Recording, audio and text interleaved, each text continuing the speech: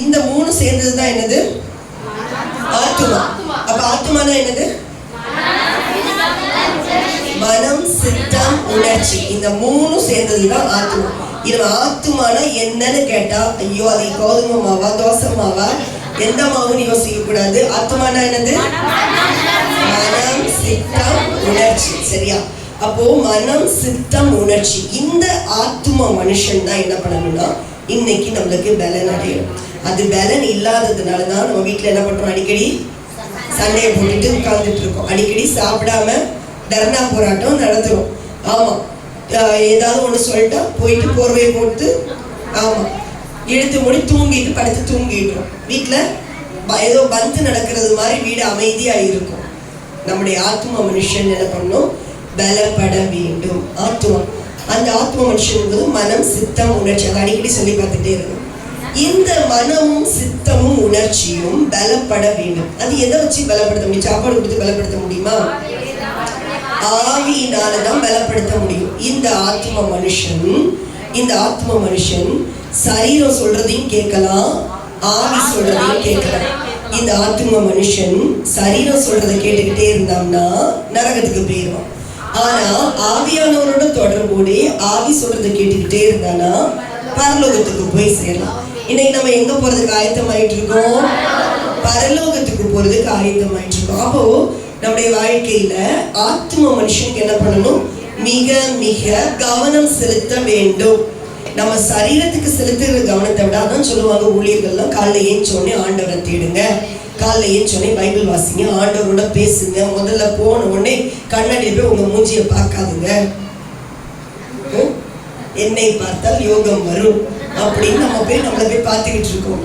அதுக்கு முன்னாடி ஆண்டவர் கொடுத்துருக்கிறது எல்லாம் நம்ம எல்லாமே சேர்ந்து கத்துக்கிறது தான். சரியா? யாருமே இங்க பெர்ஃபெக்ட் கிடையாது.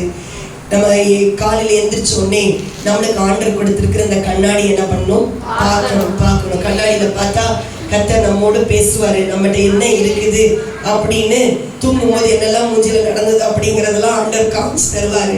அதெல்லாம் சரிப்படுத்த முடியும். அப்போ இந்த ஆத்ம மனுஷன் சரி ஆனாதான் எங்க போக முடியும்? அப்ப நம்ம யாரு சொல்றத கேட்க வேண்டும்? ஆவியானவர் சொல்றத கேட்க வேண்டும். அப்ப ஆவியானவர் சொல்றத கேட்டாதான் நம்முடைய ஆத்ம மனுஷன் என்ன ஆவான்? சரி ஆவான். ஆத்மனா என்னது? இப்ப மனம், சித்தம், உணர்ச்சி. நம்ம மனசு என்ன பண்ணணும்? ஆவியோட கேட்டு நடக்கணும். உங்கள் மனம் புதிதாகிறதுனாலே சொல்லுவோமா சொல்ல வேண்டாமா? யோசிக்கிறீங்க. கரெக்டா சொல்லுங்க. உங்கள் மனம் புதிதாகிறதுனாலே மறுரூபமாகுங்கள். ரோமன் 12 வாசிக்கிறோம்ல. அப்போ மறுரூபம் ஆகணும். மறுரூபம் ஆகிறதுனா நீங்க எப்படி புரிந்து கொள்றீங்க அப்படின்னு தெரியல. ஒரு சின்ன ஒரு உதாரணம் சொல்றேன். இப்போ ஒரு கருவேப்பிலை மரமே எடுத்துக்கோங்கள. கருவேப்பிலை மரத்துல போய் இலை பிக்க போறோம். இலை பிக்க போகும்போது அந்த கருவேப்பிலை ஒரு இலையில வந்து புள்ளி புள்ளியா கருப்பா இருக்கு, குட்டி குட்டி கருப்பா இருக்கு. உடனே என்ன பண்றோம்? கொஞ்சம் விவரம் தெரிஞ்சவங்க எல்லாம் அதை பத்தி தெரிஞ்சவங்க என்ன பண்ணுவாங்க? அதுல வந்து பிச்சு போட்டு பயன்படுத்திடுவீங்களா? ஓகே. இல்லைன்னா என்ன பண்ணுவாங்க? கொஞ்சம் இன்ட்ரெஸ்ட் ஆனவங்கன்னு வச்சுக்கோங்க. இன்ட்ரெஸ்டா இருக்கிறவங்க அதை வந்து இது வந்து நான் குட்டி பிள்ளைல பண்ணியிருக்கேன். என்னன்னா அதை பிச்சுட்டு வந்து அந்த இலை அந்த கொப்போட பிச்சுட்டு வந்து ஒரு பாட்டில போட்டு வச்சிடணும். பாட்டில் அதுல என்ன இருக்கு? அந்த இலையில புள்ளி புள்ளியா கருப்பு கலர்ல இருக்கு, அவ்வளவுதான். அதை பாட்டில பிச்சு போட்டுருவேன். பாட்டில பிச்சு போட்டா சில நாட்கள் கழித்து பார்த்தா அதுல ஒரு பச்சை புழு வந்து இப்படி நெளிஞ்சு போயிட்டே இருக்கும். உள்ள நம்ம போட்டது என்னது? ஒரு கருவேப்பிலை. அதெல்லாம் சும்மா புள்ளி புள்ளியா இருக்கும். ஆனா இப்ப போறது என்னது? பாட்டிலுக்குள்ள ஒரு புழு போயிட்டு இருக்குது. ஆனா சரி புழு வந்துருச்சு அப்படின்னு சொல்லி பார்த்துட்டு இருந்தா திடீர்னு ஒரு நாள் காஞ்ச கருவேப்பிலை சருகு இருக்குல்ல, அதே மாதிரி ஒண்ணு பாட்டில் முனியில என்ன பண்ணும்? இப்படியே அப்படியே அது அப்படி சருகு மாதிரியே இருக்கும். காஞ்ச சருகு எப்படி இருக்கும் அந்த மாதிரியே ஒண்ணு என்ன பண்ணிட்டு இருக்கும். அதுதான் என்னதுன்னா கூட்டுப்புழு. கூட்டுப்புழு. முட்டை புழு கூட்டுப்புழு. ஆமா. இப்ப என்ன ஆயிட்டு இருக்குது? மறுரூபம் ஆகிட்டு இருக்கு. அப்புறம் சில நாள் கழிச்சு போய் பார்த்தா உள்ள என்ன இருக்கும்? ஒரு அருமையான பட்டர்ஃப்ளை என்ன பண்ணும்? உள்ள பறந்துட்டு இருக்கும்.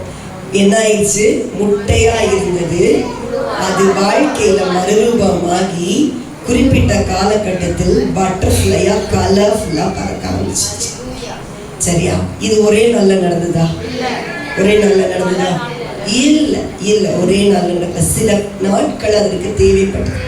இதே போலதான் கர்த்தர் நம்மையும் அவருடைய சாயலாய் நம்மை மாற்றி மறுரூபமாக்கி மகிமை மேல் மகிமை அடைய நம்மை அவர் பக்குவப்படுத்திட்டு இருக்கிறார். அதுக்குதான் கர்த்தர் நம்மளை எங்க வச்சிருக்கிறாரு? ஆலயத்துக்குள்ள வச்சிருக்கிறாரு, இந்த பூமியில வச்சிருக்கிறாரு. முக்கியமா இப்ப நம்ம எல்லாரும் திரும்பி 4 மணிக்கு முடிஞ்சோட போடுமே. ஒரு குடும்பங்கிற ஒரு கட்டமைப்புகளை வச்சிருக்கிறாரு. சில ஆட்கள் என்ன சொல்லுவாங்க, நாங்க கர்த்தருக்காக வாழ்றோம்னு சொல்றாங்களான்னு தெரியல. நாங்க பரிசுத்தமா இருக்கணும், நாங்க கோபப்படாம வாழணும், அதனால சன்னியாசியா போயிடுறோம் அப்படின்னு என்ன பண்ணிடுறாங்க? மலையை தேடி போயிடுறாங்க. இமயமலைக்கெல்லாம் போனா, காடுகள்லாம் போனா நிறைய பேர் என்ன பண்றாங்க? அவங்க என்ன சொல்றாங்க, நாங்க இப்படி வாழ்ந்தா கட்டுக்கோப்போட வாழ்ந்து கடவுளை பார்க்க போறோம். ஆனா அவங்க எல்லாம் பாக்குறாங்களோ இல்லையோ, நம்ம தான் பார்க்க போறோம். இங்க குத்துப்பட்டு 4 பேர் கொட்டி, 4 பேர் தட்டி, 4 பேர் கிள்ளி, என்னெல்லாம் வாங்கணுமோ வாங்கி கர்த்தர் நம்மளை என்ன பண்றாரு? அவரை போல அவருடைய சாயலாக மாற்றி மகிமை மேல் மகிமை அடைந்து மறுரூபமாகத்தக்கதாக என்ன பண்றாரு? நம்மள உருமாற்றுகிறார். நம்ம சொல்ல கூடாது, எனக்கு இப்படிப்பட்ட குத்துற குடும்பம், குத்தல் குடைச்சல்லாம் இருந்தாதான் எங்க போக முடியும்? ஆமா, இன்னைக்கு இருக்கிற ஆட்கள்லாம், இன்னைக்கு இருக்கிற ஜெனரேஷன் சொல்றேன், ஒரு சின்ன வீட்டுல ஒரு சின்ன சத்தம் போட்டோன்னு என்ன பண்ணிடுறாங்க? அவ்வளவுதான். என்ன பண்ண முடியல?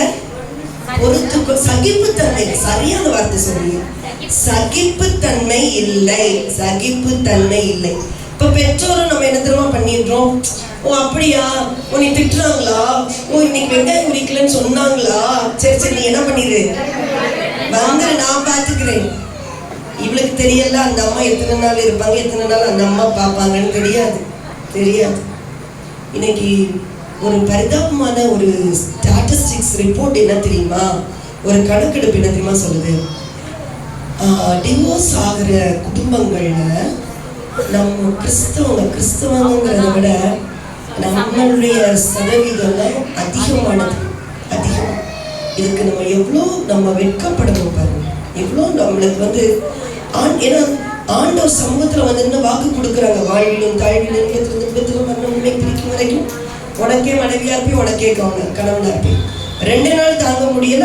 ஏன்னா ஒருத்தருக்கு புரிந்து கொள்ளாததுனால, நீ உன் வழியை பாரு, நான் 40 ரூபா சம்பாதிக்கிறேன், நீ 40 ரூபா சம்பாதிக்கிறேன், நான் வாழ்ந்துக்கிறேன், நீ வாழ்ந்துக்க. இப்படி வாழுகிற ஒரு சமுதாயத்துல இன்னைக்கு நம்ம வாழ்ந்து கொண்டிருக்கிறோம். ஆனால் நாம் ஒன்றை புரிந்து கொள்ள வேண்டும், தெய்வ பிள்ளைகளாகிய நமக்கு ஏன் இப்படிப்பட்ட கட்டமைப்புக்குள் கர்த்தர் நம்மை வைத்திருக்கிறார் என்றால், சில காரியங்களை சகித்து இயேசுவை போல மாற வேண்டும் என்று நம்மளை வச்சிருக்கிற பிரதான நோக்கம், இயேசுவை போல மாறவே கர்த்தர் நம்மை அவ்விடங்களில் வைத்திருக்கிறார். ஹல்லேலூயா. நம்முடைய சுபாவங்கள் மாறுவதற்கு நம்ம ஒப்பு கொடுக்கிறதுக்கு ஆயத்தமா இருக்கணும். ரோமர் 12வது அதிகாரத்துல வாசிக்கிறோம். ரோமர் 12 ரோமர் 12:2. நீங்கள் இந்த பிரபஞ்சத்துக்கு ஒத்த வேஷம் தெரியாமல் தேவனுடைய நன்மையும் பிரியமும் பரிபூரணமான சித்தம் இன்னதென்று பகுத்தறியத்தக்கதாக உங்கள் மனம் புதிதாகிறதுனாலே பரிசுத்தமாகும். சரி, இந்த மனம் எங்க இருக்கு? ஆத்மால இருக்கு. மனம் ஆத்மால இருக்கு. ஆண்டவர் இதுல அந்த தேவ மனுஷன் மூலமா என்ன ஆலோசனை கொடுக்கிறாரு? உங்கள் மனம் தான் என்ன பண்ணணும்? புதிதாகிறதுனால மறுரூபமாகும். எப்படி இந்த ஒரு பட்டர்ஃப்ளை ஆனது சின்ன ஒரு புள்ளி, கருப்பு புள்ளிங்கிற அந்த ஒரு சின்ன முட்டையில இருந்து இவ்வளோ அருமையான பட்டர்ஃப்ளையா மாறுதோ, இன்னைக்கு நம்ம ஒருவேளை அற்பமா இருக்கலாம், நம்மளை பார்க்கறதுக்கு நம்மள ஒரு புழு மாதிரி நினைக்கலாம், அல்லது காஞ்சி போன இறகு மாதிரி நம்மளை நினைக்கலாம். ஆனா எல்லாவற்றிலும் பொறுமையா இருந்தோம்னா நம்ம எப்படி போகலாம்? கலர்ஃபுல் பட்டர்ஃப்ளையா போகலாம். எத்தனை பேர் கலர்ஃபுல் பட்டர்ஃப்ளையா பறக்கணும்னு ஆசைப்படுறீங்க? ஆண்டவர் ஆண்டவர் இயேசு வரும்பொழுது எக்கால சத்தம் கேட்கும் போது என்ன பண்ண போறோம்? சிறகடிச்சு எல்லாம் சிறகடி இருக்குமா தெரியல, பறந்து போறோம். எனக்கு எப்படியோ கண் இமைக்கிற பொழுது நம்ம என்ன பண்ண போறோம்? மேல போய் சேர போறோம். மேல போய் சேரணும் அப்படின்னா இன்னும் மற்றவங்களை பத்தி பொறாமங்கிற வெயிட்டை தூக்கி வச்சுக்கிட்டே இருக்கக்கூடாது. பக்கத்து வீட்டுக்காரவங்க 2வது பைக் அவங்க பையனுக்கு வாங்கி கொடுத்துட்டாங்கன்னு நம்மளுக்கு புசு புசுன்னு வருதா? வீட்டுக்காரவங்க வந்து வாங்க, நீங்களும் தான் சம்பாதிக்கிறீங்க, அவரும் தான் சம்பாதிக்கிறாரு, பாருங்க அவரை பாருங்க. ஒண்ணு இந்த ஐயா சொல்றே, அமைதியா பேசு அமைதியா பேசு. என்னதான் அமைதியா பேசு? நீ சம்பாதிச்சு எங்க கொண்டு என்ன பண்ண பேசுறோமா? பொறாம வருதா? அவங்க நல்ல உடம்பு உடுத்துட்டு போறேன் வேற பக்கத்து வீட்டுக்காரங்களையா சொல்றோம். இப்படி பக்கத்துல நம்ம சர்ச்சில் ஆராதிக்கும்போது மெதுவா பக்கத்துல பாக்குறோம். இப்படி யூனிஃபார்மா இருந்தா கூட பிரச்சனை இல்லை. பக்கத்துல ஏதாவது வித்தியாசமா இருந்தா இது என்ன இவங்களோட ரோஸ் கலர்ல இவ்வளவு அழகா வந்திருக்காங்களே, எங்கதான் அந்த சீலை எடுத்தாங்களோ மனசுல வருதா? வருதா? பொறாமை தூக்கி வச்சுக்கிட்டு இருந்தோம்னா நம்ம தான் வெயிட் ஆகிட்டே இருக்கும். சில கசப்புகள், சில ஆற்ற முடியாத கசப்புகள். ஆண்டுடைய வசனம் அழகா சொல்லுதுல, உங்கள வந்து அந்த முளை, அந்த வசனத்தை எடுத்தவங்க வாசிங்கள, யாதொரு கசப்பு நம்ம உள்ளத்துல உண்டாகிறதுனால நம்ம என்ன பண்ணக்கூடாதுன்னா நமக்கு வருகிற கிருபையை நம்ம என்ன பண்ணக்கூடாது? போக்கடிக்க கூடாது, அதை இழந்து போகக்கூடாது. கசப்பு வந்து என்ன பண்ணுது? நம்மளை மட்டும் கெடுக்கல. அந்த வசனத்தை எடுத்தவங்க வாசிங்க. யாதொரு கசப்பு முளைத்தெழும்பி கலக்கம் உண்டாக்குறதுனால், அந்த வசனத்தை எடுத்தவங்க வாசிங்க.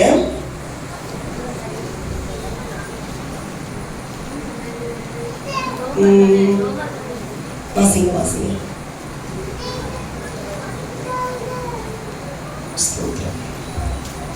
சரி,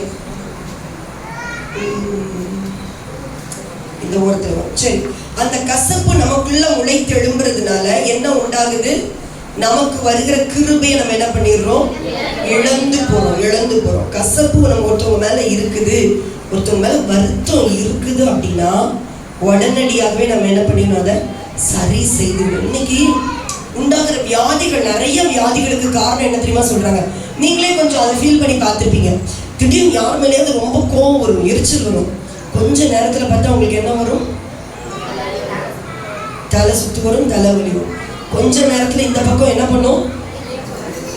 கபகபன்னு எரியும். என்னன்னா அது உண்மைக்குமே நம்ம பாடியில ரியாக்ஷன் ஆகுது. நம்ம கோபப்படும் போது நமக்குள்ள ஒரு அமிலம் சுரக்குது. நம்ம மற்றவங்க மேல கோபப்படுறோம்ல, கோபப்படும் போது இப்போ உதாரணமா நான் வந்து இவங்க மேல கோபப்படுறேன் அப்படின்னா இவங்களுக்கு ஒன்றும் ஆகாது. ஆனா கோபப்படுற எனக்குள்ள என்ன உண்டாகுது? ஒரு அமிலம், அது மருத்துவ ரீதியாவே சுரக்குது.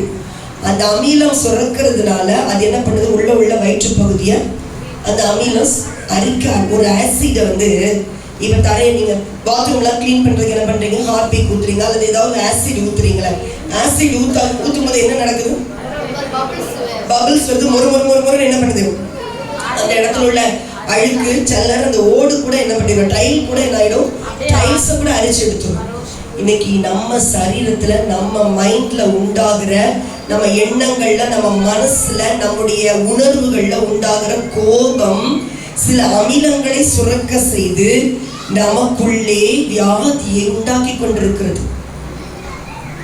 அன்னைக்கு ஒரு ஆர்டிக்கல்ல வாசிக்கும் பொழுது அது எழுதப்பட்டிருந்தது, நிறைய பேத்துக்கு வருகிற புற்றுநோய்க்கான காரணம் என்னன்னா, கேன்சருக்கான காரணம் என்னன்னா மன்னியாமையா. இது வந்து கிறிஸ்தவ ஆர்டிக்கல் எழுதல, உலக பிரகாரமான ஒரு செய்தியில எழுதியிருக்கிறாங்க.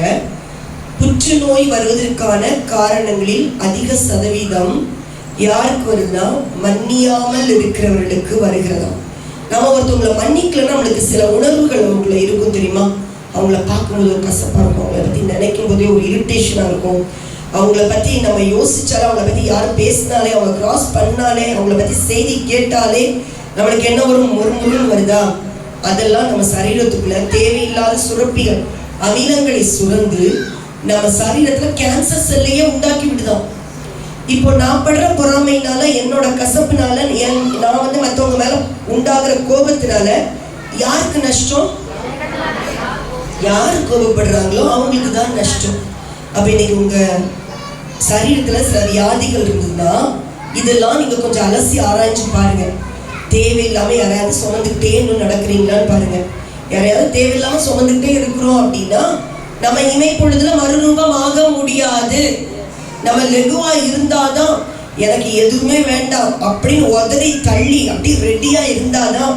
சிலர் ஏதாவது உலகத்துல உள்ள ஐஸ்வர்யங்களை பிடிச்சி வச்சுக்கிட்டு இருப்போம், உலகத்துல ஆஸ்திகளை பிடிச்சி வச்சுட்டு இருப்போம், உலகத்துல உறவுகளை பிடிச்சி வச்சுட்டு இருப்போம், உலகத்துல அந்தஸ்தை பிடிச்சி வச்சுட்டு இருப்போம். நம்மளுடைய குலம், கலாச்சாரம், அப்புறம் பாரம்பரியங்கள் சிலத்துல என்ன பண்ணிப்போம், பிடிச்சி வச்சுக்கிட்டு இருப்போம். கடைசியா எக்கால சத்தம் கேட்கும். அப்போ என்ன தெரியுமா நடக்கும்? ஒரு கதை சொல்லுவாங்க. ஆத்துல வெள்ளம் அடிச்சு போயிட்டே இருந்துதான். ஒருத்தையும் போய் அங்க, ஏன்னா இன்னொரு ஊர்ல இருந்து எல்லாம் அடிச்சு கொண்டு வந்துட்டு இருக்குது. அப்ப ஆத்துக்குள்ள போன ஜாமனத்தெல்லாம் இவன் என்ன பண்றான், பிடிச்சு வெளியில போட்டுக்கிட்டே இருக்கிறான் இவனுக்காக. திடீர்னு சொல்றாங்க, டே வாடா வாடா, இவ்வளவு நேரம் நீ உள்ளே இருக்கிற, வாடான்னு கூப்பிடுறாங்க. உடனே அவன் சொல்றான், நான் விட்டுட்டேன் அது விட மாட்டேங்குது. என்னது? திரும்ப சொல்லுங்களேன். நான் விட்டுட்டேன் அது விட மாட்டேங்குது. என்னது அது? கடைசியா கரடி குட்டி. என்ன பண்ணிருக்கான் இவன், எல்லாம் கம்பளி வந்திருக்குது போல அப்படின்னு நினைச்சு அதை போய் பிடிச்சி இழுத்து கொண்டா போனா இப்ப அது இவனை சிக்குன்னு பிடிச்சிருச்சு. ஆமா, நம்மளும் அப்படிதான். சில நேரம் இப்படி யாரையாவது மனசுல ஏற்றி வச்சுக்கிட்டே இருக்கோம், சிலவங்க மேல கோபத்தை வச்சுக்கிட்டே இருக்கிறோம். எப்படியாவது பழி வாங்காம விட மாட்டேன், எனக்கு ஒரு வாய்ப்பு இல்லாமையா போகுது அப்படின்னு சில நபரை நம்ம தூக்கி என்ன வச்சுக்கிட்டே இருக்கோம். ஒரு நாள் அப்புறம் ஆண்டவர் சொல்றாரு, ஏம்மா நீ உனக்கு இவ்வளவு வியாதி வந்துருச்சு, இவ்வளவு கஷ்டப்பட்டுட்டு இருக்கிற, உன் சரீரத்துல உண்டாயிருக்கிற பலவீனங்களுக்கு இதாமா காரணம். திடீர்னு டென்ஷன் ஆவீங்க, தேவையில்லாம நம்ம கர்ப்பப்பையில தேவையில்லாத பிரச்சனைகள் உண்டாகுது. ஆண்டவர் சொல்வாரு, ஏன் விட்டுரு அப்படின்வாரு. நீங்க சொல்லுவீங்க அந்த காலத்துல, ஆண்டவரே நான் இப்ப விடுறேன். அது என்னைய விட மாட்டேங்குது. கரடி குட்டி கதையை நம்ம கதை மாறிடக்கூடாது. நம்ம இன்றைக்கு ஆண்டவர் நம்மளுக்கு இன்னைக்கு உணர்த்திருந்த நாட்கள்லே நம்ம சரீரத்துக்கான சுகத்தை யாருதான் சொந்தமாக்கிக்கணும்? அதுக்கு என்ன செய்யணும்? நம்முடைய மனம் புதிதாக வேண்டும், புதிதாக வேண்டும். நம்முடைய மனம் எப்படி புதிதாகும் அப்படின்னா, நம்ம அந்த அந்த வசனங்கள்ல இருக்குது, நாம் கிறிஸ்துவின் இன்னொரு பகுதியில் பார்க்கிறோம், கிறிஸ்துவை அறிகிற அறிவினால மனம் என்னது? புதிதாக. இந்த இடத்துல வாசிக்கிறோம், இப்பிரபஞ்சத்துக்கு ஒத்த வேஷம் தெரியாம தேவனுடைய நன்மை பிரியம் பரிபூர்ணமான சித்தம் இன்னது. அவருடைய சித்தம் என்னது? நான் அவருக்காக வாழணுங்கிறது தான் அவருடைய சித்தம். இதை நான் புரிந்து கொண்டு வாழும் பொழுது என்னுடைய மனம் புரிதாகும். மனம் புரிதாகும் போது சரீரமும் சுகமாகும், மறுரூபமாகும். ஓகே, 1 யோவான்ல வாசிக்கிறோம், பிரியமானவர்களே ஆத்மா வாழ்றது நம்ம வாழ போறோம். அப்போ ஆத்மா மட்டும் நல்லா வாழ்ந்துச்சுன்னு வச்சுக்கோங்களேன். ஆத்மானா என்னது? மனம், சித்தம், உணர்ச்சி. இந்த ஆத்மா, mind, will, emotions. Very good. இந்த மைண்ட், வில், இமோஷன்ஸ், மனம், சித்தம், உணர்ச்சி நல்லா வாழ்ந்துட்டா போதும். மனசை கர்த்தருக்கு நேரா ஒருமுகப்படுத்துங்க. மனசை குழப்பறதுக்கு 4 நடக்கதான் செய்யும். மனசை போய் போராடுறதுக்கு 4 சம்பவம் நடக்கதான் செய்யும். 4 சம்பவம் நடக்கும்போது ஜடம் மாதிரி இருக்கணும்னு இல்லை, அதை தூக்கி உள்ள வச்சுக்க கூடாது. அதை போட்டு பாருட்டு இப்படி செய்யணும், ஏதாவது காரியம் ஆகுமா? மத்திய 6ஆவது அதிகாரத்துல என்ன வாசிக்கிறோம்? கவலைப்படுகிறதுனால் எவன் தன் சரீர அளவோடு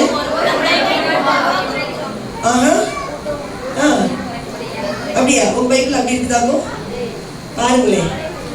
கவலைப்படுகிறதுனா இவன் தன் சரீர அளவோடு ஒரு முழத்தை ஏதோ புதிய மொழிபெயர்ப்பு இருக்கான்னு தெரியல, பாருங்களேன், பார்த்து அதை கிளாரிஃபை பண்ணிக்குவோம். வாசிங்க அந்த வசனத்தை எடுத்து வாசிங்க. கவலைப்படுகிறதினாலே உங்களில் எவன் தன் சரீர அளவோடு ஒரு முழத்தை கூட்டுவான். அப்புறம் குறைப்பான். உடைக்காகவும் நீங்கள் இல்ல குறைப்பான் இருக்கா சிஸ்டர்? இல்ல இல்ல இல்ல. அப்ப கூட்டுவான். நம்ம கூட்ட முடியாது. ஆண்டவர் தெரியும், நீ கவலைப்பட்டு என்ன ஆயிடுவ?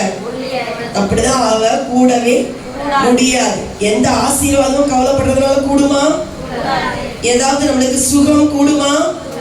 சரீர அளவு கூடுமா? கூடவே கூடாது. கவலைப்படுகிறதுனால் எவன் தன் சரீர அளவோடு ஒரு முழத்தை, அப்ப ஒன்னும் கூடாது, குறைஞ்சுதான் போகும். சமாதானம் கெட்டு போகும், சுகம் கெட்டு போகும், ஆத்ம மனுஷன் கெட்டு போவான். கவலை வரும் பொழுது ஆண்டவர் இயேசு ஒரு ஓமையை சொல்றாரு, விதைக்கிற ஓமையை சொல்றாரு. விதைக்கிற ஓமையில 4 காரியம் சொல்றாரு. 4 காரியத்துல அந்த முள்ளுகளுக்குள் விதைக்கப்பட்ட விதை என்ன ஆகுது, அது வளர்ந்து வருது. ஆனா முட்செடி நெருக்கி போடுது. முட்செடி எதை காட்டுது? உலகத்தின் கவலை, ஐஸ்வர்யத்தின் மயக்கம். இவைகள் என்ன பண்ணுது? வசனத்தை நெருக்கி போடுது. வசனம் இருந்தாதான் ஆத்துமா என்ன பண்ண முடியும்? வாழ முடியும். வசனமே உள்ள போகல, உள்ள போன வசனம் வளர முடியல. வளர்றதுக்கு இந்த முள்ளெல்லாம் கவலையெல்லாம் தடையா இருந்ததுன்னா ஆத்துமா செழிப்பாவானா? ஆத்தும மனுஷன் நோஞ்சானா ஆயிடும். வெளியில பாக்குறதுக்கு பயில்வான் மாதிரி நம்ம இருப்போம். உள்ள ஆத்துமாவை ஆண்டவர் பார்த்தாருன்னா ஆத்துமா 5 காசுக்கு தேராது. பாப்பாரு எக்கால சத்தம் ஊதும் போது, இது தேராதுப்பா, இது ரொம்ப ஹெவியா இருக்குது, வெளியில விட்டுட்டு வந்துரு. நம்மளை பார்க்குற ஆண்டவர் இன்னைக்கே பரிசுத்தாவே நமக்குள்ள இடைப்பட்டுட்டே இருப்பார். தேவையில்லாததெல்லாம் விட்டுருங்க. தேவையில்லாத காரியெல்லாம் ஒதுக்கி விட்டுரு. தேவையில்லாம சில மனுஷனை சுமந்துக்கிட்டே இருக்காத. அருமையான சகோதரிகளை, இன்னைக்கு யாரையாவது தேவையில்லாம சுமந்துக்கிட்டே இருக்கீங்களா? அன்னைக்கு அவங்க அப்படி சொன்னாங்க, அன்னைக்கு இப்படி சொன்னாங்க தெரியுமா, என்னெல்லாம் தெரியுமா என்னை வருத்தப்படுத்துறாங்க. இதெல்லாம் ஞாபகம் இருந்ததுன்னா தூக்கி கடாசி ஆண்டவரே, இதெல்லாம் எங்க ஞாபகத்துக்கே வரக்கூடாது. ஒரு காலம் இந்த வசனம் மட்டும் தான் நம்மளுக்கு ஞாபகத்துல இருக்கணும். வேற எதுவுமே இந்த மாதிரி இப்படிப்பட்ட மேட்டர்ஸ் எல்லாம் ஞாபகத்துல இருக்கக்கூடாது. ஜோம் அதுக்கு. அதாவது கவலை அப்படின்னா என்ன அர்த்தம்னு சொல்றேன். கவலை அப்படின்னா ஒரு பிரச்சனையை மறுபடியும் மறுபடியும் யோசிப்பது. என்னது கவலைன்னா? என்னது? ஒரு பிரச்சனையை மறுபடியும் மறுபடியும் யோசிப்பது கவலை. இது வேத தியானம்னா என்னன்னா, தியானம் அப்படின்னா மெடிடேஷன். தியானம் அப்படின்னா ஒரு வசனத்தை மறுபடியும் மறுபடியும் யோசிப்பது. என்னது?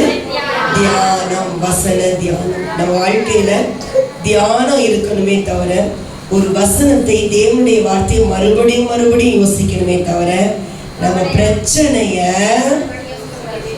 மறுபடியும் மறுபடியும் யோசிக்க கூடாது. யோசிச்சா அது பேர் என்னது? கவலை. கவலைக்குள்ள இருக்கக்கூடாது. கவலைப்படுகிறதுனால எவன் தன் சரீர அளவோடு ஒரு முழத்தை கூட்டுவான். கவலைப்படக்கூடாது. கவலைப்படுறது. இந்த பூக்கள் எல்லாம் கவனிச்சு பாருங்களேன். ஒரு நாள் தண்ணி ஊத்தலன்னே வந்து அழுதுட்டு இருந்ததா? அதுக்கு நடக்கிறதுலாம் என்ன பண்ணும்? ஆட்டோமேட்டிக்கா ஆண்டவர் கொடுத்துக்கிட்டே இருக்கிறார். அது ஆண்டவர் இவ்வளவு அழகா உடுத்து வச்சிருக்கிறாருன்னா அதோட கலர் பாருங்களேன், எவ்வளவு அழகான ஒரு கலர்ல ஆண்டவர் இந்த பூக்க வச்சிருக்கிறாரு. அப்படின்னா நம்மளெல்லாம் ஆண்டவர் உடுத்து வைப்பாரா இல்லையா? கலர்ஃபுல்லா நம்மளை உடுத்து வைப்பாரு நம்பிக்கை இருக்கிறா இல்லையா? ஒரு காக்கா என்னைக்காவது உட்காந்து கண்ணீரை விட்டு உங்க வீட்டு வாசல்ல அம்மா தாயே அப்படின்னு என்னைக்காவது கையெழுந்துச்சா? இருக்கிறத லவக்குன்னு தூக்கிட்டு போயிடும். ஆமா, அது ஒரு நாளும் கவலைப்பட்டதே இல்லை. நம்ம தான் என்ன பண்றோம்? ஆமா, நைட்டு உட்காந்து நாளைக்கு காலையில என்னத்த சமைப்பேன், வீட்டுக்காரர் பக்கத்துல இருந்தாலும் அவரை 4 திட்டி இன்னைக்காவது கறி வாங்குறதுக்கு காசு கொடுத்தீங்களா அப்படின்னு அவளை 4 சத்தம் போட்டு, நம்மள மாதிரி கவலைப்படுறதுக்கும் எரேமியாவின் புலம்பலை போல எழுதுவதற்கும் நம்மை போல ஒரு ஆள் கிடையாது.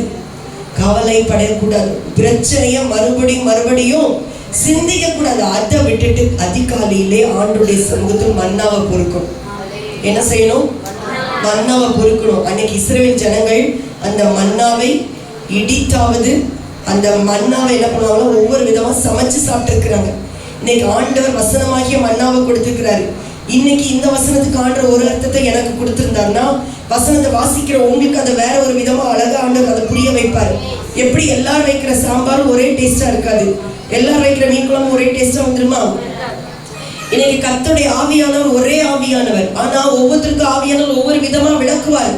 அப்ப ஒவ்வொரு வசனத்தை நீங்க தினந்தோறும் வசனத்தை மறுபடியும் யோசிப்பது என்னது? வேத தியானம். அந்த மறுபடியுமா யோசித்து அதை நீங்க 4 பேர் கூடி வரும் பொழுது, ஏங்கா உனக்கு கதை தெரியுமா, அவன் வீட்டுல இப்படியாக்கும் கதை, அன்னைக்கு இவ்வளவு வந்து பேசினா பாத்தீங்களா, இதுவும் வேணும். அன்னைக்கு பேசும்போதே தெரியும் அவன் வீட்டுல இப்படி நடக்கும் அப்படின்ட்டு. அது வேண்டாம், நம்ம வாழ்க்கையில அது வேண்டாம். பெண்களாகிய நமக்கு இதுல வந்து ரொம்ப செல்ஃப் கண்ட்ரோல் வேணும்.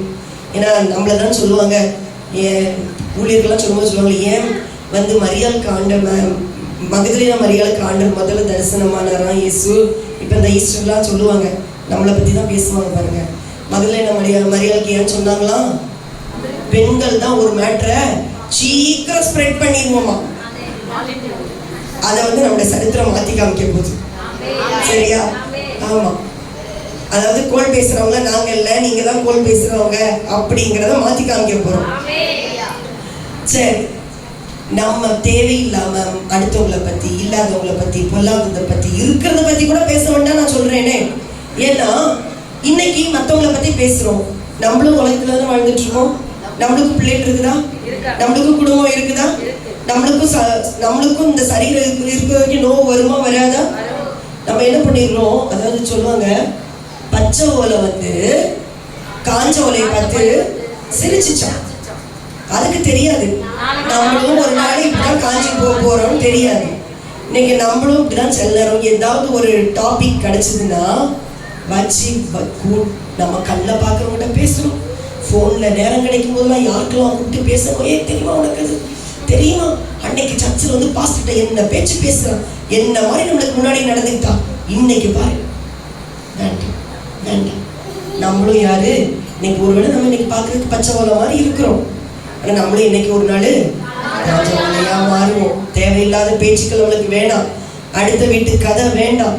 அடுத்த வீட்டு தியானம் நம்மளுக்கு வேணாம். 4 பேர் நம்ம சேரும்பொழுது, சிஸ்டர் இந்த வார்த்தை நான் படிச்சேன், அந்த வார்த்தை இப்படி ஒரு அர்த்தத்தை ஆண்டவர் எனக்கு விளங்க செஞ்சாரு, நீங்க ஏதாவது வாசிச்சீங்களா அப்படின்னு கேளுங்க. உங்க வீட்டுக்கு வினையா தேடி யாரும் வீட்டு வாசலுக்கு வருவாங்க.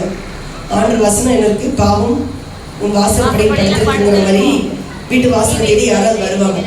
வர்றவங்கள வாங்க சிஸ்டர் பிரைஸ் தி லார்ட் அப்படின்னு சொல்லி ஒரு டம்ளர் தண்ணியை கொடுத்து, உங்களுக்கு தெரியும் இந்த சோ வர்றாங்க அப்படின்னாலே இப்படி ஒரு பெரிய மேட்டரோட தான் வரும் தெரியும். வரும்பொழுது என்ன பண்ணிடணும், சிஸ்டர் இன்னைக்கு நான் பைபிள் இந்த வசனம் வாசிச்சேன் அப்படின்னா அப்படின்னு கேட்டுட்டு வேற வழி இல்லாம என்ன பண்ணிடுவாங்க, கிளம்பி போயிடுவாங்க. கிளம்பி போய் கொஞ்சம் முயற்சி செஞ்சு பாருங்க. இல்லைன்னா வந்தாங்கன்னா, சிஸ்டர் இவங்க வந்து ஜெபிக்கிறதுக்கு சொன்னாங்க, அதாவது சபையில நம்ம சபையில இந்த ஒரு தேவைக்காக பாஸ்டர் அடிக்கடி ஜெபிக்க சொல்லிட்டே இருக்கிறார்ல, வாங்க நானும் ஜெபிக்கிறதுக்கு ஒரு ஆள் தான் தேடிட்டு இருந்தேன். கையை பிடிச்சி 2 நிமிஷம் ஆவியில நிரம்பி ஜெபிக்கும் போதே உள்ள இருக்கிற அந்த ஆவி ஓடி போயிடும்.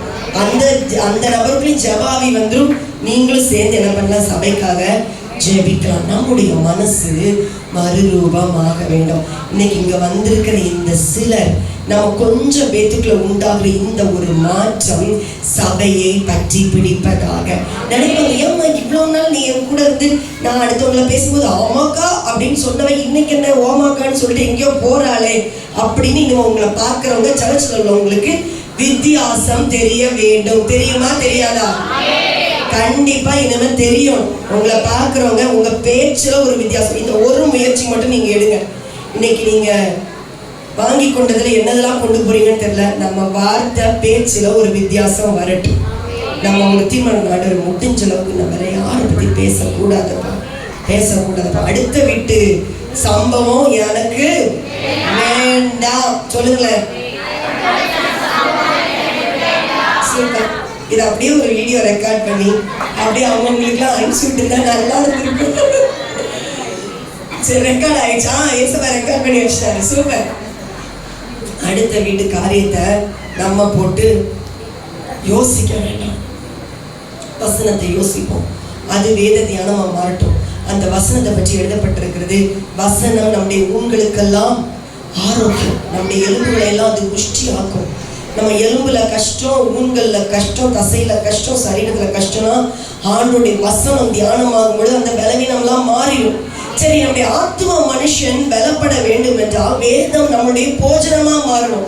அதை நம்ம பேச ஆரம்பிச்சோம். இஸ்ரவேல் மக்கள் வந்து என்ன பண்றாங்க, அவங்க மன்னாவை பொறுக்க போறாங்க. மன்னாவை பொறுக்க போறவங்க காலையில என்ன பண்ணி, பொதுவா வீட்டுல சமைக்கிற வேலை பொதுவா என்ன பண்ணுவோம், இன்னைக்கு வேணா சிலவங்க ஆண்கள்லாம் என்ன பண்றாங்க, சமையல ரொம்பவே ஹெல்ப் பண்றாங்க. ஆனா பொதுவா பெண்களுடைய வேலை தான் என்னது, சமையல் கட்டு வேலை. அப்போ சமைக்கிற தாய் வந்து அன்னைக்கு கொஞ்சம் லேட்டா போய் மண்ணா பொறுக்க போயிருந்தாங்கன்னா என்ன நடந்திருக்குன்னு கொஞ்சம் யோசித்து பாருங்களேன். மண்ணா இருக்காது. உடனே என்ன பண்றோம், பக்கத்து வீட்டு அக்காட போய் அக்கா கொஞ்சம் மண்ணா தாக்கா அப்படின்னு கேட்கிறோம். என்ன பண்ணுவாங்க, அவங்க மண்ணா கொடுப்பாங்களா? மண்ணா கொடுக்க மாட்டாங்க. ஏன் கொடுக்க மாட்டாங்க? அவங்க எவ்வளவு பொறுக்கி இருக்கிறாங்களோ அது அவங்க குடும்பத்துக்கு குறைச்சு பொறுக்கினாலும் நிறைய பொறுக்கினாலும் அன்னைக்கு அது அவங்க குடும்பத்துக்கு மட்டும்தான் போதுமானதா இருக்கும், கொடுக்க மாட்டாங்க. அப்போ இந்த குறிப்பிட்ட நாள்ல இந்த சகோதரியோட குடும்பத்துல இவங்களும் பட்டினி, பிள்ளைகளும் பட்டினி. முடியும். ஏன்னா முந்தின நாள் உள்ள சாப்பாடை சேர்த்து வைக்க முடியுமா? முடியாது. இன்னைக்கு குடும்பத்தை கட்டுகிற ஸ்திரீகளாகிய நம்ம சொந்த கையால என்ன பண்ணணும்? குடும்பத்தை கட்டி எழுப்பணும். புத்தி உள்ள ஸ்திரீ புத்தி இல்லாதவளோ நம்ம என்ன சொல்றோம்? எங்க மாமியாரதான் என் குடும்பமே இப்படி இருக்கு, என் மருமகள் வந்த பிறகுதான் என் குடும்பமே இப்படி இருக்கு. யாராலையும் இல்ல, யாராலதான் இப்படி இருக்கு?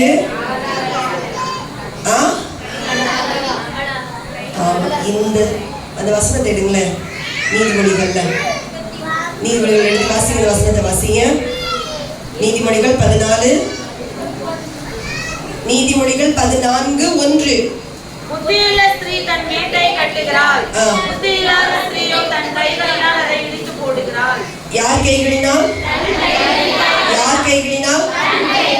இன்னைக்கு நம்ம வீட்டுல பிரச்சனை வர்றதுக்கு யார் காரணம்? பக்கத்து வீட்டுக்காரவங்க காரணமா? இல்ல நம்ம வீட்டுக்காரவங்க கூட வேலை பார்க்கறவங்கனாலவா? யாருனால?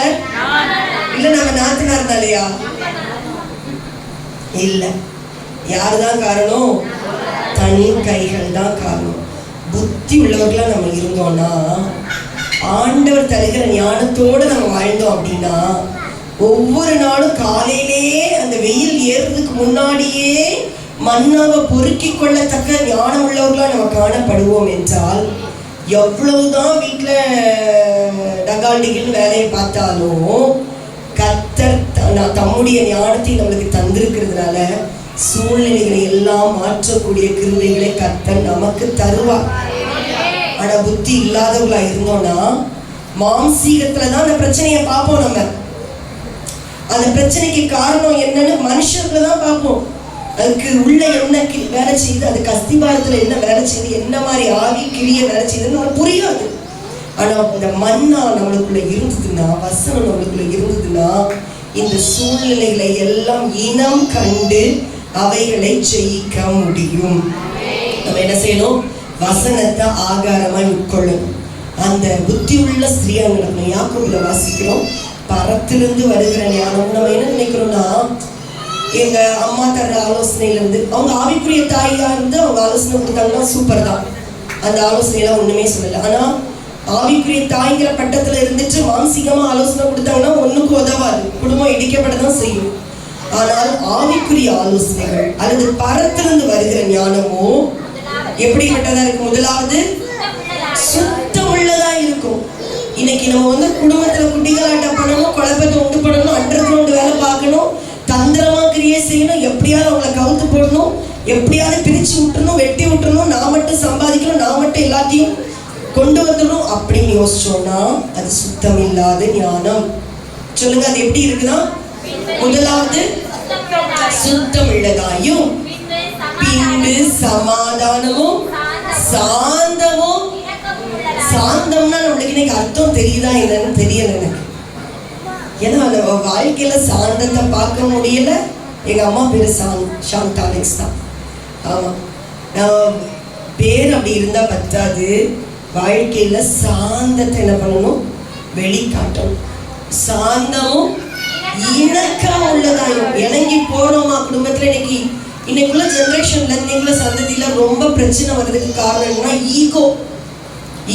என்ன நீங்க சொல்லி நான் கேட்கறது, என்ன நீ சொல்றத நான் கேட்கறதா, நீனும் நானும் ஒண்ணுதான். அப்புறம் சரி, ஈகோ இருக்கவே கூடாது, இணங்கி போகணும். விசேஷமா குடும்பத்தில் உள்ள சகோதரிகளாகிய நமக்கு எப்பவுமே ஒரு எண்ணம் இருக்கணும், நமக்கு தலை யார்தான்?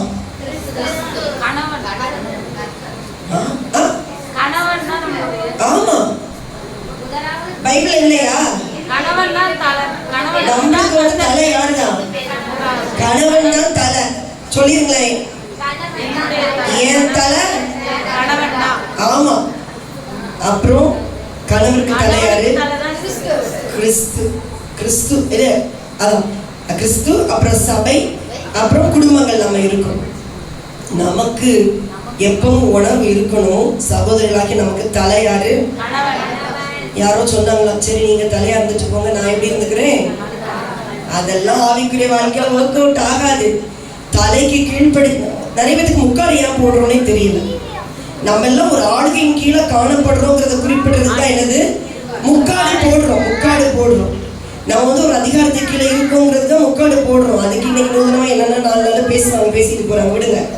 நம்ம அப்போ வந்து நமக்கு தலை என்ன சொல்றாங்களோ அதை என்ன பண்ணணும், கீழ்ப்படியணும். சிலவங்களுக்கு அதை ஒத்துக்கொள்றீங்களா என்னன்னு தெரியல, ஆனா அதுதான் நம்மளுக்கு உண்மையான blessing. அதுதான் நம்மளுக்கு மெய்யான ஆசீர்வாதத்தையும் குடும்பத்துல சமாதானம். அவங்களோட என்ன பண்ணணும், இணங்கி போகணும். இணக்கங்கிறது யார் கூடயோ நான் வந்து இணங்கி போவேன், அது வந்து பிரயோஜனமே இல்லை. நம்ம குடும்பத்துக்குள்ள நம்ம என்ன பண்ணணும், இணங்கி போகணும், ஃப்ளெக்சிபிளா இருக்கணும். உடனே கேட்கக்கூடாது அவங்க வந்து ஃப்ளெக்சிபிளா இருக்கக்கூடாது. நீங்க ஃப்ளெக்சிபிளா இருங்கள, அது போதும். புயல் அடிக்கும் போது பார்த்து இப்போ கூட சொன்னாங்கன்னா அந்த புயலுக்குலாம் பெரிய மரங்கள் கூட, வேப்ப மரம் கூட விழுந்துருக்குது. ஆனா ஏதாவது கொடிகள் இருந்திருக்கும் பாருங்களேன், அந்த கொடிகள் என்ன பண்ணியிருக்கும், நினைச்சு நின்றுருக்கும். ஏன்னா கொடி காத்தடிச்ச பக்கத்துக்கு என்ன பண்ணியிருக்கும், சாஞ்சு. இதான் இணக்கம், இதான் இணக்கம். நம்ம வந்து கொடிகளா இருக்கணும். கொடிகள் மாதிரி, சரி பிரச்சனைகள் இந்த சைடு பந்தாடுறாங்களா, ஓகே அப்படி போய் நினைக்கணும். இந்த சைடு பந்தாடுறாங்களா, இப்படி. சொல்றது எவ்வளவு ஈஸியா இருக்கு, ஆக்சுவலா பயங்கரமா சொல்றோம்.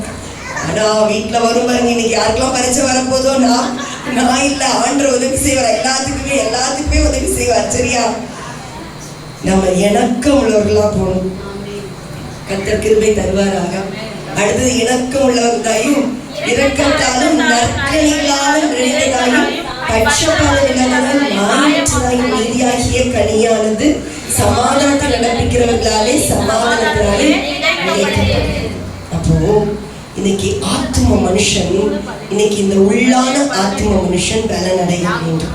பலனடைவதற்கு நம்முடைய கேரக்டர்லாம் மாறும், நம்முடைய சுபாவங்கள் மாறும். அதுக்கு எந்தெந்த அதிகாரத்துக்கு நம்ம கீழ்ப்படியணுமோ அந்தந்த அதிகாரத்தின் கீழே இருக்கும். உங்களுக்கு மேல ஒருவேளை உங்களுடைய கேன்சல் லீடர்ஸ் இருப்பாங்க, உங்க பிரேயர் லீடர்ஸ் இருப்பாங்க, உங்களுடைய சபை போதகர் அம்மா இருப்பாங்க, சபை போதகர்கள் இருப்பாங்க. யாரெல்லாம் உங்களுக்கு மேல இருக்கிறாங்களோ அவங்களுக்கெல்லாம் கீழ்ப்படுகிறதுக்கு நம்மள என்ன பண்ணணும், அர்ப்பணிக்கணும். அப்பதான் நம்முடைய ஆத்மா வந்து மறுரூபம் ஆகும். இல்லைன்னா இந்த மண்ணு வந்து எப்படினாலும் மண்ணோட மண்ணா போகதான் போகுது. இந்த மண்ணோட மண்ணா இந்த மண்ணு போனாலும் அழியாத ஆத்மா பரலோகத்துக்கு போகணும், மறுரூபமாக வேண்டும் என்றால் இன்றைக்கே நாம் மறுரூபமாக நம்மை ஆயத்தப்படுத்த வேண்டும். ஆயத்தப்படுத்தும் பொழுது ஆயத்தத்துக்கு கர்த்தர் தந்த பரிசுத்த ஆவியை என்ன பண்ணிடக்கூடாது, ஒரு நாளும் நம்ம துக்கப்படுத்திடவே கூடாது. அன்னைக்கு வந்து பழைய ஏற்பாட்டு காலத்துல பரிசுத்த ஆவியர் வந்து இறங்கினாரு, செய்ய வேண்டிய காரியத்தை செஞ்சாங்க, பரிசுத்த ஆவியர் போயிட்டார். ஆனா இன்னைக்கு வந்து பரிசுத்த ஆவியர் நமக்குள்ளே வாசம் பண்ணுகிறோம். உள்ள வாசம் பண்றாங்களா இல்லையா? அப்ப நமக்குள்ளே வாசம் பண்ணுகிற பரிசுத்த ஆவியை நம்ம எபேசியர்ல வாசிக்கிறோம். நீங்கள் மீட்கப்படும் நாளுக்கென்று முத்திரையாக பெற்ற கர்த்தருடைய பரிசுத்த ஆவியை துக்கப்படுத்தாதீர்கள். அந்த வசனத்துல முன்னாடி வாசிக்கிறோம், நிறைய கேரக்டர்ஸ் கொடுக்கப்பட்டிருக்கு. அந்த கேரக்டர்லாம் நமக்குள்ள வரும் பொழுது பரிசுத்த ஆவியானவர் உள்ள இருந்து துக்கப்படுகிறார். நம்ம நினைக்கிறோம், நான் தானே கோவப்படுறேன், நான் தானே எரிச்சல் படுறேன், நான் தானே கண்டமனமா திட்டுறேன். அதுல ஒரு வசனம், கெட்ட வார்த்தை கொஞ்சம் உங்கள் வாயிலிருந்து. கெட்ட வார்த்தை பேசுறோமா? பேசக்கூடாது. உண்மை, கரெக்டா பதில் சொல்றீங்க. பேசக்கூடாது. பேசுறோமா? சரி, சில நேரம் திடீர்னு கோபத்துல ஏதாவது இங்கிலீஷ் வார்த்தை வந்துருதா? வரக்கூடாது, வரக்கூடாது. கெட்ட வார்த்தை அப்படிங்கிறது தூஷணமான வார்த்தைகள் நம்முடைய வாயிலிருந்து வரக்கூடாது. கெட்ட வார்த்தைங்கிறது இன்னொன்று என்னன்னா, பயனற்ற வார்த்தைகள், பிரயோஜனம் இல்லாத வார்த்தைகள். சும்மா உட்காந்து இப்படி சொல்லுவாங்க. அதாவது வீட்டுல ஒருத்தவங்க வந்து வீட்டு முத்தத்துல உட்காந்து ஒரு சட்டியில என்ன பண்ணாங்கன்னா 4 மண்ணை போட்டு வறுத்துக்கிட்டே இருந்தாங்க. 4 மண்ணை வறுத்தோடனே பக்கத்து வீட்டுக்காரங்க வந்து கேட்டாங்க, என்னது மண்ணை வறுத்துக்கிட்டு இருக்கீங்க, வெறும் மண்ணை வறுத்துக்கீங்க. அவளுக்கு என்னன்னா, யாராலும் அப்படி வந்து கேட்பாங்க, அதை வச்சு என்ன பண்ணுவேன், வம்பு இழுப்பேன். அதுதான் அவளுக்கு நோக்கம். இன்னைக்கு நம்மளுக்கு தேவையில்லாத சில காரியங்களா இருக்கும், நம்மளுக்கு பிரயோஜனம் இல்லாததா இருக்கும். ஆனா தேவையில்லாம யார்ட்டையாவது போய் லபலபலன்னு பேசிக்கிட்டே இருக்கும். இதுவும் என்னதுதான், ஆண்டவருடைய பார்வையில கெட்ட வார்த்தைகள் தான். இப்படிப்பட்ட கெட்ட வார்த்தைகள் ஒன்றும் அது மட்டும் இல்ல, நிறைய இருக்குது. உங்கள் எரிச்சல் சூரியன் அஸ்தமிக்கிறதுக்கு முன்பதாக தனிய கடவுது. கோபம் வரக்கூடாது, பிசாசுக்கு இடம் கொடுக்க கூடாது. திருட